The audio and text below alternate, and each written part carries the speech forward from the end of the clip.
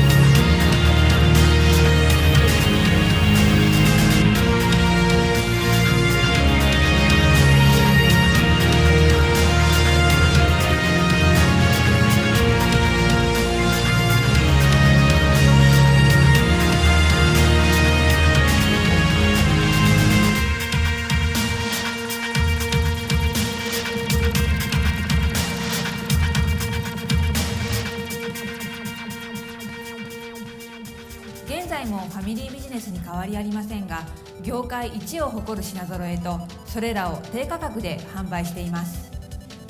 CRC はイギリスの北アイルランドの首都ベルファストの郊外にあります。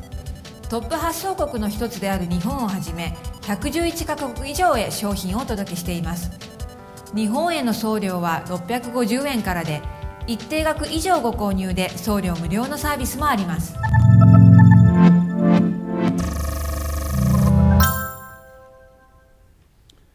So, hopefully that gave you some flavor for the business, for the people we serve, and for the people within the business. The question is, how did a small local business from County Antrim become a multi-million-pound business in a country like Japan? What I'd like to do is maybe take you through that timeline in a little bit more detail, not too much, but a little bit, to give you a flavour of some of the decisions that the business had to encounter during that time. So in 1984, as we said, the business originally set up as a small local bike shop, serving the local community in a town called Ballinure. It was there for about 4 years, and it was just building, serving the local community. But it was at the time that Chris, who was the son of George and Janet, he was 16, I think, at the time, and he was bike mad. And he drove the business in a very specific niche area. And it was that area you saw a little bit off in the video, going down the side of mountains on a bike. Mountain biking, downhill gravity. And that developed a specialist area. And a little scene grew up around that area, around North Antrim over that time. Got to the point where Ballinure was too small, and the business took a decision to move to the larger town of Ballyclare. And that was 4 years later, and that was a shot from that actually in 1989 outside of the store. But what they started to do was develop that niche area, a specialist area, and they started to stock specialist products that couldn't be found anywhere else. And as a result of that, people, through word of mouth, and it was word of mouth at that time, there was no advertising, it really was a case of the business building on that word of mouth.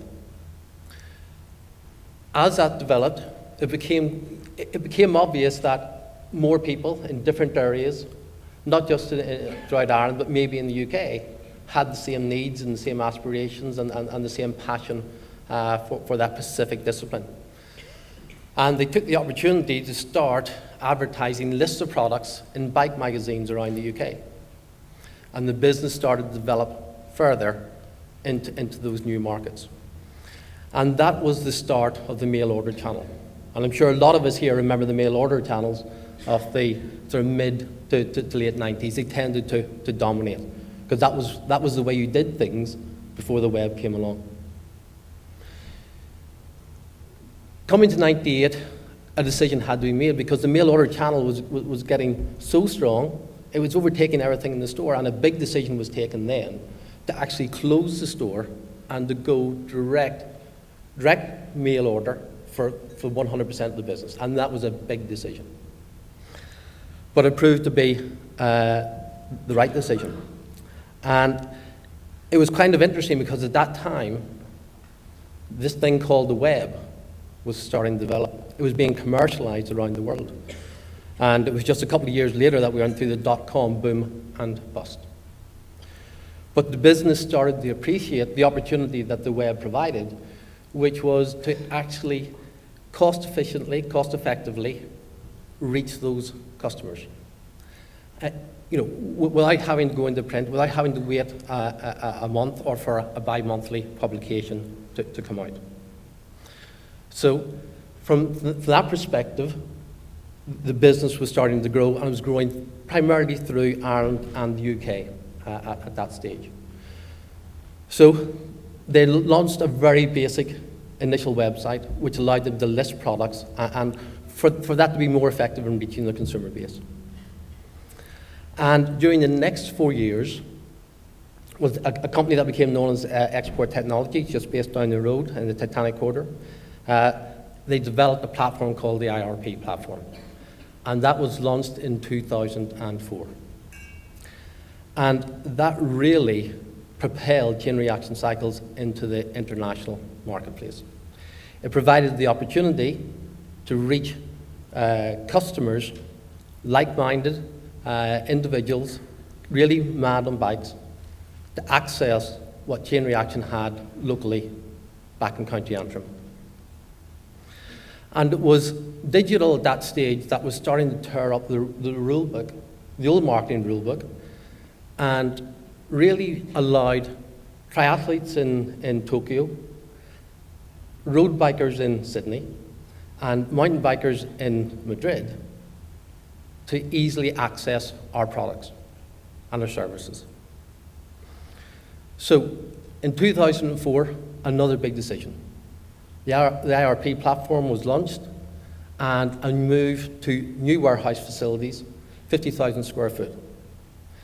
And it was at this time that the business was really positioning itself for global expansion and exports.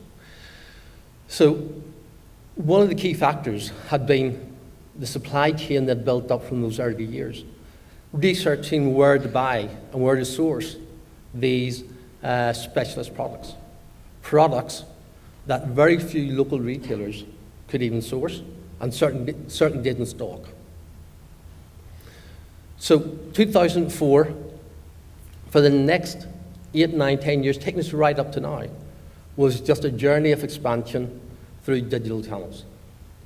And in 2011, in Belfast, the business opened its flagship retail store in Butcher Road.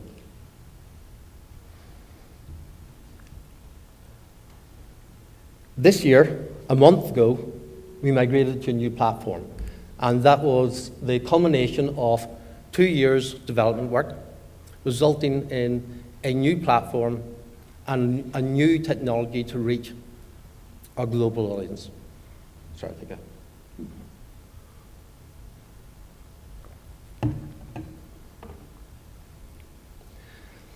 So, what is our customer proposition today, as it stands? We're reaching out to our customer base with 3 key areas: availability of stock, that is still the primary factor. A range of stock that most other competitors don't cover. Price, always competitive price, and will deliver anywhere quickly and efficiently. But it's based on 65,000 SKUs, 20,000 models, 500 plus brands, through 10 departments and 6 different disciplines. And those disciplines cover mountain biking, triathlon, road cycling, BMX, run, and city and urban. And anyone who's been to the City of London recently would just be amazed by the number of cyclists in London, and especially the job that Boris Johnson has done is making cycling such an easy thing to do in London. What does this deliver to CRC? Today, it delivers 100 million visits annually to a business based in County Antrim. It produces orders from 100 plus countries every single month, in 8 languages and in 10 transactional currencies. The resource at our disposal, well, it's still a family-owned business. The vast majority of our competitors now are private equity based and are global competitors, either based out of London, out of Hamburg, out of Madrid, out of Paris.